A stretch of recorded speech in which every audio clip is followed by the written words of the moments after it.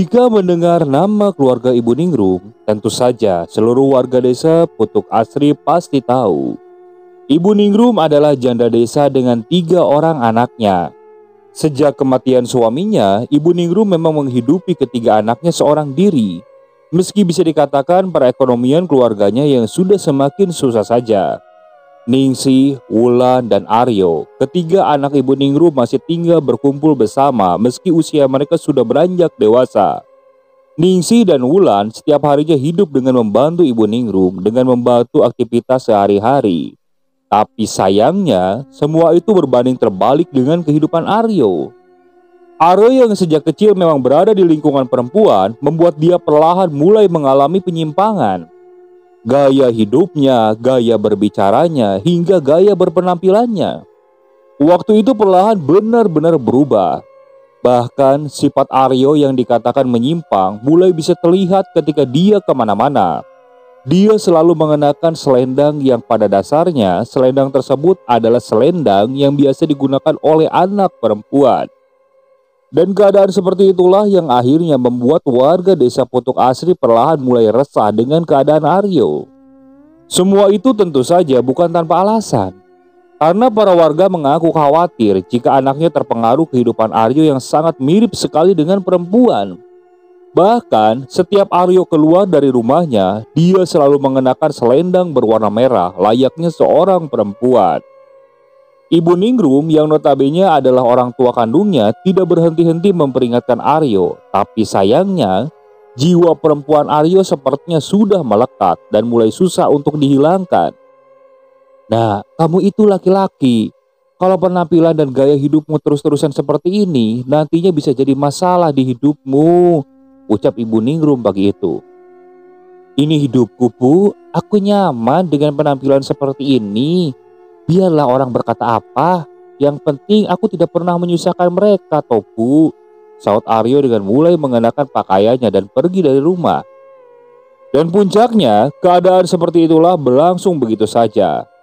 Sekitar 5 tahun kemudian, Ningsih dan Wulan saat itu akhirnya sudah menikah dan hidup bersama suaminya masing-masing di luar kota. Aryo yang hanya tinggal bersama Ibu Ningrum waktu itu harus mulai memutar otak untuk mulai bekerja menghidupi ibunya. Karena dia tahu Ibu Ningrum saat itu sudah semakin tua. Nah, ibu sudah tua. Kamu jangan pergi seperti kedua kakakmu ya. Jika kamu mau kerja, cari pekerjaan di sekitar sini saja. Biar bisa setiap hari pulang, ucap Ibu Ningrum pelan. Tapi sayangnya, bukan cepat mendapatkan pekerjaan. Aryo waktu itu malah mendapatkan intimidasi dan bully dari masyarakat desa. Dia selalu pergi untuk melamar pekerjaan di sana. Tapi sayangnya, warga desa selalu membulinya. Aryo tidak kehabisan akal. Dia juga sempat memulai usaha menjual makanan dan kue agar dia bisa menghidupi kebutuhan hidup ibunya. Tapi sayangnya, semuanya benar-benar gagal. Karena memang keadaan Aryo yang sudah dicap sebagai banci di desanya. Hingga akhirnya semua penderitaan Aryo rasanya sudah sampai pada puncaknya ketika Ibu Ningrum jatuh sakit. Dan Aryo tidak mampu membelikan obat untuk ibunya. Bahkan Aryo sudah berusaha untuk berhutang di salah satu apotek terdekat. Tapi sayangnya penolakan kembali terjadi. Meski saat itu Aryo sudah benar-benar dalam keadaan terdesak. Hingga akhirnya Aryo pun merasa sudah tidak kuat lagi menjalani hidupnya. Dengan membawa tali, Aryo memutuskan untuk mengakhiri hidupnya sendiri karena dia merasa dia sudah tidak kuat lagi menanggung beban hidupnya dan tekanan dari semua warga di desa Putuk Asri. Dan naasnya, setelah Aryo ditemukan sudah dalam keadaan tidak bernyawa, bukannya segera membantu. Para warga melihat kurang bersimpati hanya untuk menguburkan Aryo saja. Mereka seperti tidak peduli. Dan untungnya setelah mendengar tangisan Ibu Ningrum, Yai Ahmad luluh hatinya. Atas permintaan dari Yai Ahmad selaku sesepuh desa, para warga pun akhirnya mau membantu prosesi pemakaman jenazah Aryo, meskipun hanya sedikit jumlah warga yang mau membantunya. Namun, provokasi tidak berhenti di situ saja. Saat itu, provokasi datang dari Pebroto. Kuburan Aryo waktu itu sempat kembali dibongkar dengan alasan memberikan efek jerah kepada warga.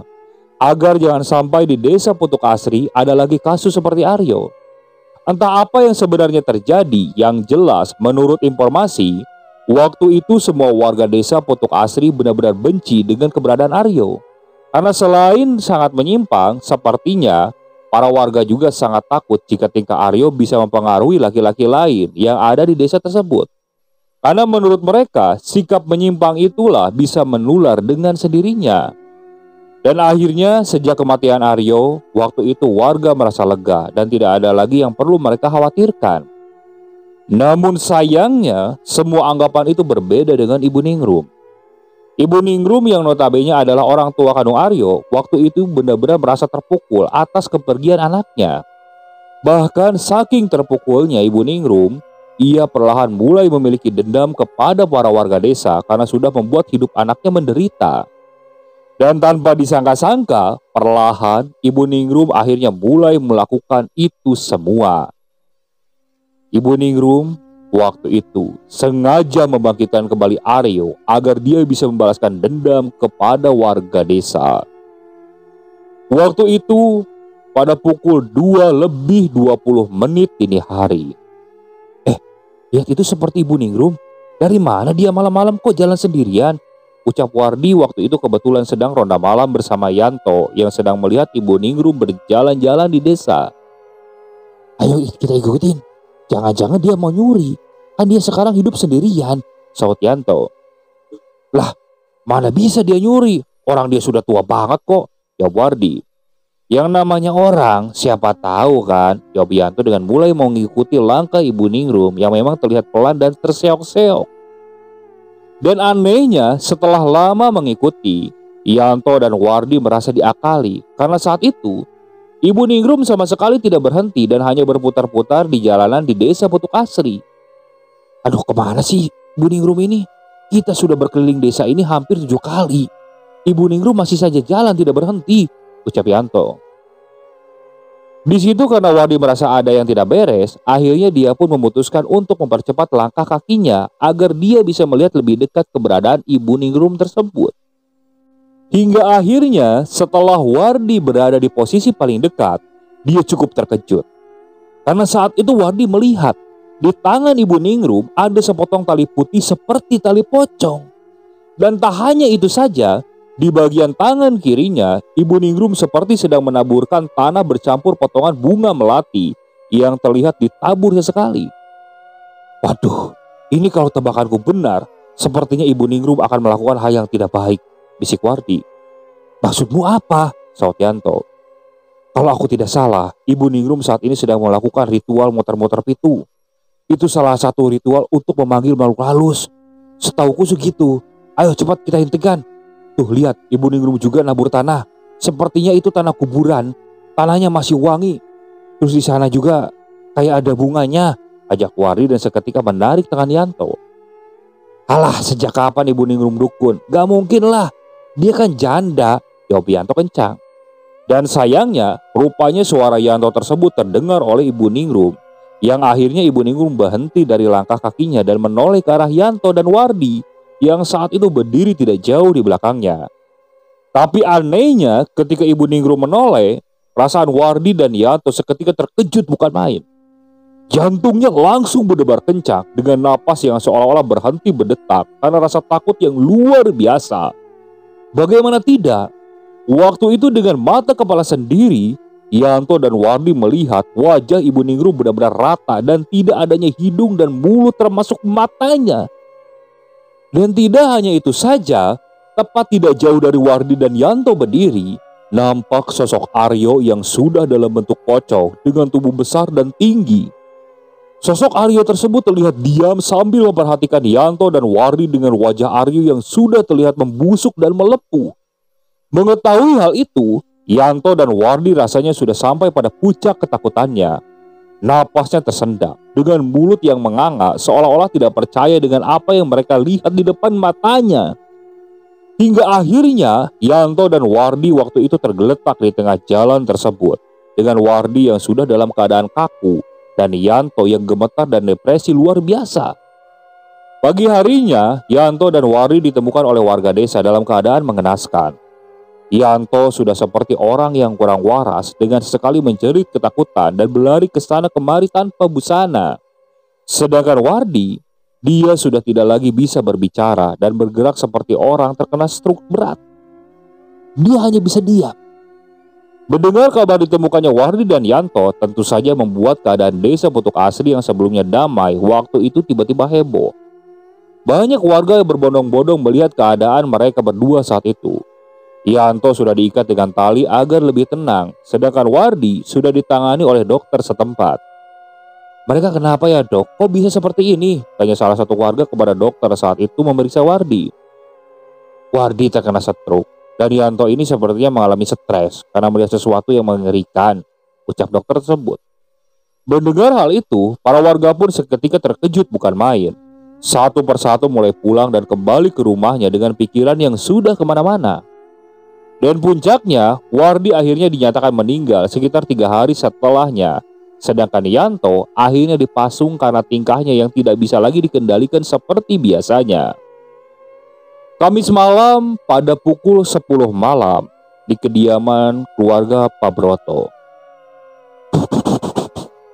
Suara gedoran pintu yang terdengar diketuk tidak beraturan. Mendengar hal itu, Pak Broto yang menjadi satu-satunya yang masih belum tidur di dalam rumah, akhirnya dia berjalan ke arah pintu rumahnya dan mulai membukanya. "Ya, siapa ya?" jawab Pak Broto. Tapi anehnya, ketika pintu utama rumah itu dibuka, Pak Broto sama sekali tidak melihat ada siapapun. Yang ada hanya jalanan sepi dengan sesekali angin malam yang berhembus cukup kencang. "Kok gak ada orang? Siapa yang jahil ini?" ucap Pak Broto. Dan di saat itulah, ketika Pak Broto belum selesai berteriak kebingungan, tiba-tiba pandangan Pak Broto teralihkan dengan adanya selendang merah yang terlihat tergeletak di depan rumahnya. Mengetahui hal itu, Pak Broto pun seketika terkejut karena dia sangat ingat jika selendang merah adalah selendang yang dulu digunakan oleh Aryo. Melihat semua itu, Pak Broto pun seketika menutup pintu rumahnya dan berjalan cepat masuk ke dalam kamar tidurnya dengan perasaan yang mulai ketakutan tak terkira. Yang tadi kan itu selendangnya yang suka digunakan Aryo, pikir Pak Broto dengan dia mulai terbaring di kamar tidurnya. Tapi sayangnya, belum selesai Pak Broto berbaring, tiba-tiba tepat di atas tubuhnya seperti ada sesuatu yang sedang menindihnya hingga dia kesulitan untuk bernapas. Dan tidak hanya itu saja, meski pada nyatanya tidak ada yang terlihat menindihnya, Pak Broto malam itu juga merasa sedang ada yang mencekik lehernya hingga lidahnya menjulur perlahan keluar dari mulutnya. Dan saat itulah tentu saja Pak Broto menggeliat kuat hingga ranjangnya bergerak-gerak cukup hebat. Karena gerakan ranjang tersebut, Bu Asih yang istrinya Pak Broto saat itu sedang tidur di sampingnya langsung buka mata dengan perasaan yang cukup mengantuk. Hingga akhirnya setelah Bu Asih membuka matanya, dia seketika berteriak histeris. Karena tepat di samping dan di atas tubuh Pak Broto, Bu Asih melihat ada sosok pocong yang sedang telungkup di atas tubuh Pak Broto sambil menatap wajah Pak Broto. Sosok pocong tersebut benar-benar memiliki wajah yang busuk dengan banyak belatung kecil yang sudah mengerumuni wajahnya.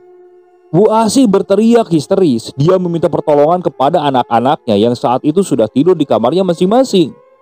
Karena suara teriakan Ibu Asih yang cukup keras akhirnya membuat anak-anak Pak Broto seketika berlarian masuk ke dalam kamar Pak Broto. Yang ternyata di situ Pak Broto dan Bu Asih sudah meninggal dunia dengan bekas cekikan yang terlihat membiru di bagian lehernya. Mengetahui semua itu, anak-anak Pak Broto segera berlarian meminta tolong, yang pada akhirnya semua warga mengetahui jika Pak Broto dan Bu Asih malam itu telah meninggal dunia. Hal itu tentu saja semakin membuat keadaan desa Putuk Asri sudah semakin resah saja. Dan bahkan sejak kematian Pak Broto, hampir setiap 2 hari sekali, di desa Putuk Asri pasti ada kematian dengan berbagai macam. Seperti ada yang meninggal di tempat kerja, ada yang meninggal di rumahnya, dan ada yang kecelakaan dengan sendirinya. Kejadian seperti itulah yang akhirnya membuat desa Putuk Asri semakin sepi daripada sebelumnya. Sudah ada beberapa warga yang mencoba pergi dan memilih untuk mengungsi di rumah saudaranya yang berada di luar kota. Tapi sayangnya, sebelum warga tersebut sampai di kota dan masih dalam perjalanan, dia mengalami kecelakaan yang sangat tidak masuk logika. Hingga akhirnya para warga pun mulai menyadari jika keadaan yang menimpa desa Putuk Asri tersebut ada campur tangan dari makhluk tak kasat mata.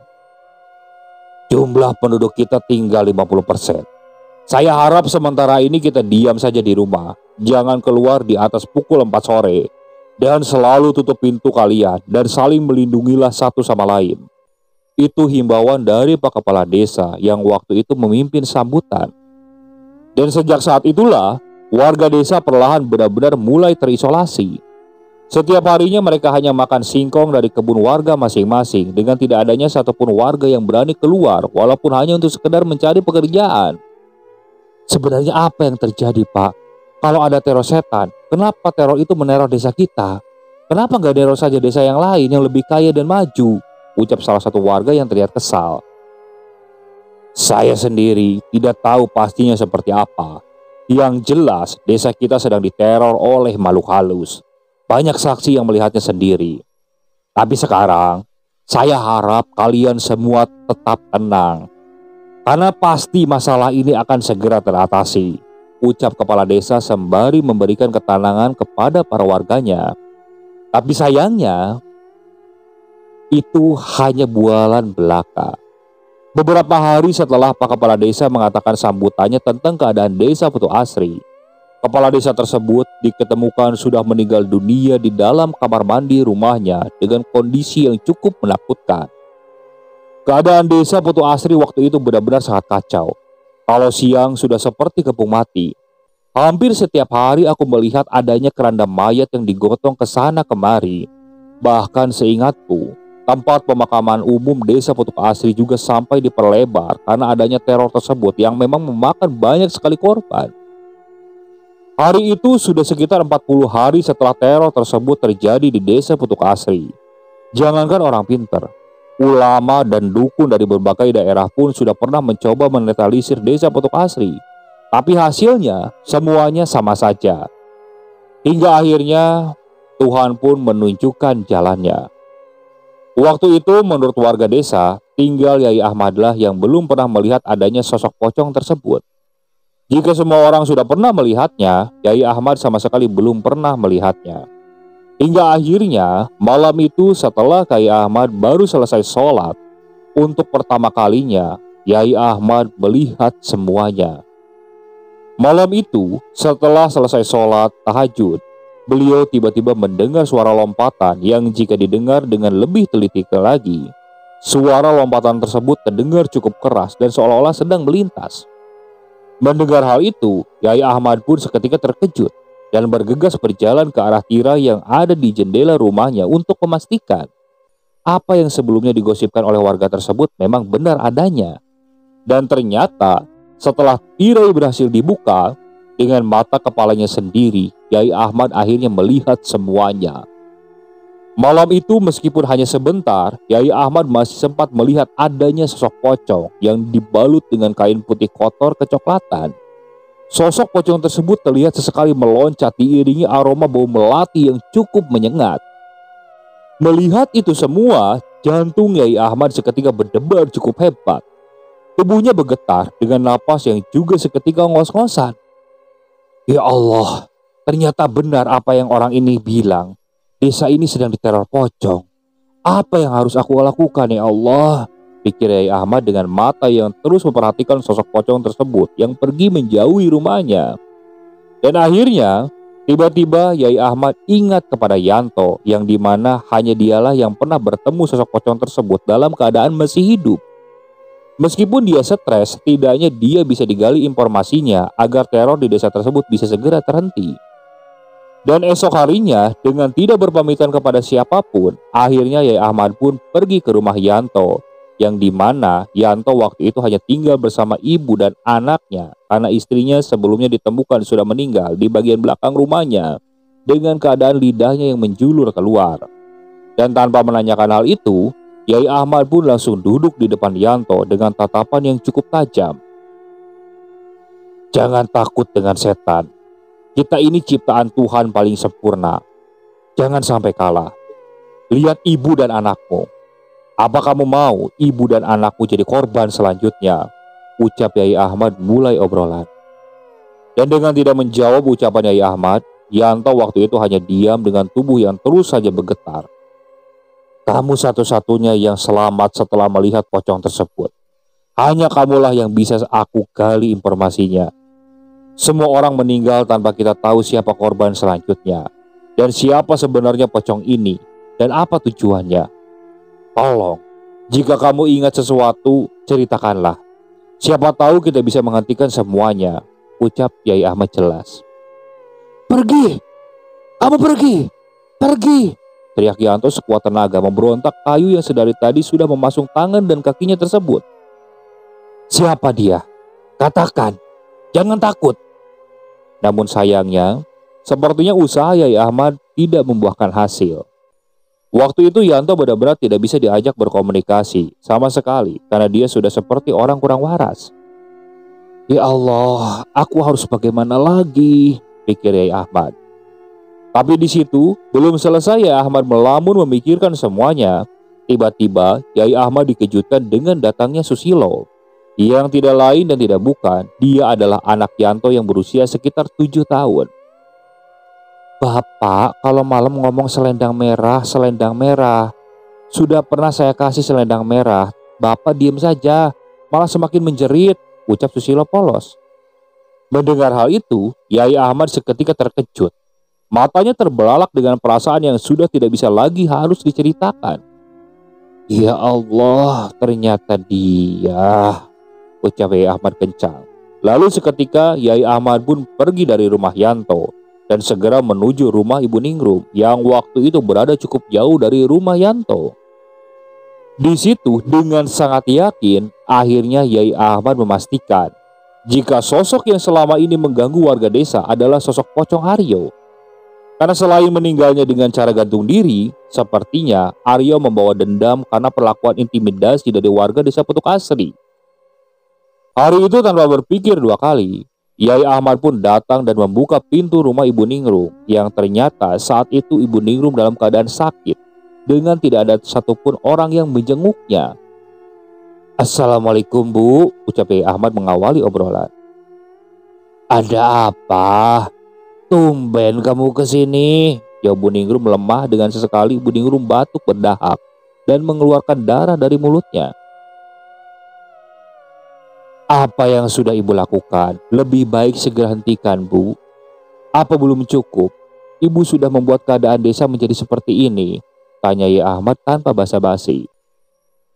Dan di situ karena Ibu Ningrum merasa Yai Ahmad sudah mengetahui jika semua yang terjadi adalah ulah dari Aryo, akhirnya Ibu Ningrum pun sudah tidak bisa mengelak lagi.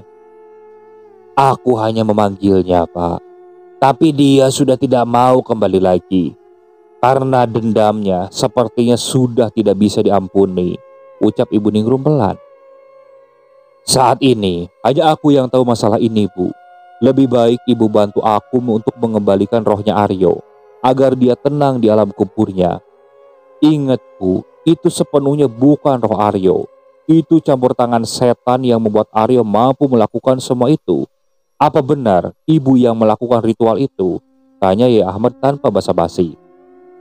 Iya benar. Andai kamu jadi saya, pasti kamu akan melakukan hal yang sama, jawab Ibu Ningrum kencang. Ibu sudah membuat anak Ibu tidak tenang. Sebaiknya ayo, segera kita selesaikan, Bu, rayu Yai Ahmad pelan seraya memujuk Ibu Ningrum agar beliau mau membantu prosesi pengusiran setan tersebut.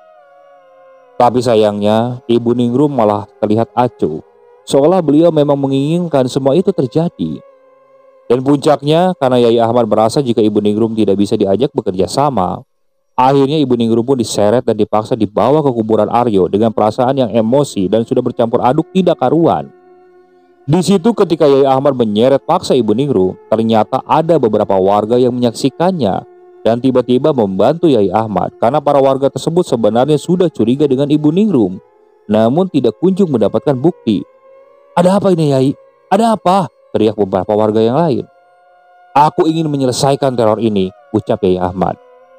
Dan seolah-olah sudah paham dengan maksud Yai Ahmad, akhirnya sekitar 6 warga tersebut benar-benar membantu Yai Ahmad untuk membawa Ibu Ningrum pergi ke kuburan Aryo, yang ternyata di situ kuburan Aryo masih berantakan dan belum ditata sejak dihancurkan oleh warga yang diprovokasi oleh pembroto sebelumnya. Di situ, Yai Ahmad seketika membaca beberapa doa yang akhirnya pocong Aryo benar-benar hadir di depan mata Yai Ahmad dan Ibu Ningrum. Kebetulan posisinya waktu itu sedang malam. Pocong Aryo terlihat menangis dan meminta bantuan kepada Yai Ahmad karena dia dikuasai oleh jin yang bisa dikatakan sudah sangat kuat. Melihat semua itu, Ibu Ningrum terlihat meneteskan air mata dan seolah juga sadar jika apa yang dikatakan oleh Yai Ahmad ternyata benar adanya.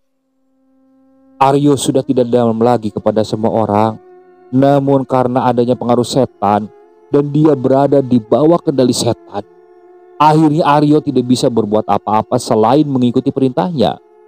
Dan puncaknya setelah mengetahui semua itu, Ibu Ningrum pun membantu Yai Ahmad untuk mengucapkan beberapa doa dan melakukan ritual pengusiran setan tersebut. Puncaknya karena pengaruh setan yang menguasai roh Aryo bisa dikatakan sangat kuat, akhirnya Ibu Ningrum pun merelakan nyawanya demi bisa mengeluarkan pengaruh setan tersebut dari rohnya Aryo. Hingga akhirnya Ibu Ningrum dinyatakan meninggal dunia tepat di pelukan Yai Ahmad yang waktu itu sudah terlihat ngos-ngosan. Karena memang saat itu Yai Ahmad juga sudah berusaha sekuat tenaga melawan setan tersebut. Singkat cerita, setelah semuanya telah berakhir, waktu itu Yai Ahmad memerintahkan para warga untuk memperbaiki kuburan Aryo yang sudah berantakan tersebut agar kembali layak. Dan tidak hanya itu saja, Yai Ahmad juga mengajak semua warga desa untuk melakukan selamatan desa sekaligus mengirimkan doa agar semua korban dan orang yang terlibat mendapatkan ampunan dan bisa tenang seperti sedia kala. Hingga akhirnya setelah semuanya selesai, desa Potuk Asri perlahan kembali nyaman dan membawa sebuah cerita yang rasanya tidak akan pernah bisa dilupakan. Kini di desa tersebut lebih terasa rasa toleransinya dengan menerima semua kalangan masyarakat yang ada. Oke, sekian untuk cerita kali ini. Untuk sisi baiknya silakan kalian ambil, untuk sisi buruknya silakan kalian buang jauh-jauh. Saya ucapkan banyak terima kasih kepada narasumber yang sudah membagikan kisahnya, termasuk para penonton yang masih setia mengikuti cerita dari channel Keramat Horor ini. Semoga kalian selalu diberikan kesehatan, dilancarkan rezekinya, dan dijauhkan dari musibah. Terus ikuti cerita yang dibawakan oleh channel Keramat Horor ini. Assalamualaikum warahmatullahi wabarakatuh.